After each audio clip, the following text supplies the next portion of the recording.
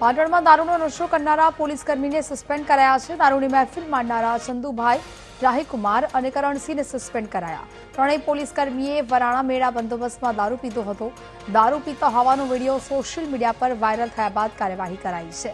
Viral વિડીયોને આધારે રિપોર્ટને આધારે ડીવાયએસપીએ ત્રણેયને સસ્પેન્ડ કર્યા છે। સંવાદદાતા ભરત ફોન લાઈન પર જોડાયા છે। ભરત, પાટણમાં દારૂનો નશો કરનાર પોલીસ કર્મચારીઓ સામે હવે કાર્યવાહી કરાઈ છે, શું અપડેટ?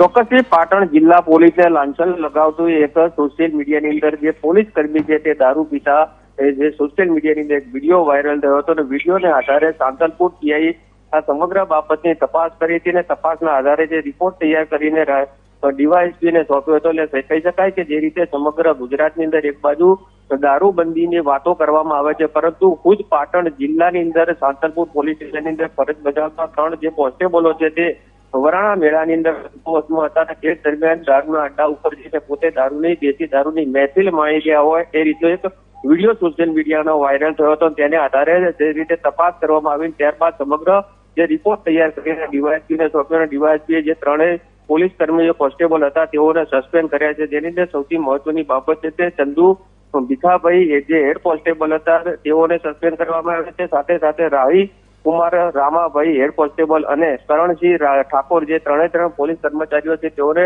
સસ્પેન્ડ કરવામાં આવે છે। બીજી બાજુ સૌથી મહત્વની બાબત છે કે જે ચંદુ ખરાડી છે તેઓ અગાઉ પણ આ જ રીતે બાલિતના પોલીસ સ્ટેશનની અંદર ફરજ બજાવતા હતા તે દરમિયાન પણ દારૂના નશામાં પકડાયા હતા અને ત્યારે પણ તેઓને સસ્પેન્ડ કરવામાં આવ્યા છે। રાહુલ જમાદાર જે છે તે સરસ્વતી પોલીસ સ્ટેશનની અંદર જે તે સમયે 2023ની અંદર ફરજ બજાવતા હતા અને તેઓ પીઆઈની ગાડી લઈને ત્યાંથી ગયા હતા, અકસ્માત સર્જાતા તેઓને પણ તે સમયે સસ્પેન્ડ કરવામાં આવ્યા। એટલે કહી શકાય કે જ્યાં ત્રણેય પોલીસ કોન્સ્ટેબલો છે તે દારૂના રવાડે ચડેલા હતા અને અવારનવાર તે દારૂના નશામાં ઝડપાયા છે અને સસ્પેન્ડ પણ થઈ ચૂક્યા હતા।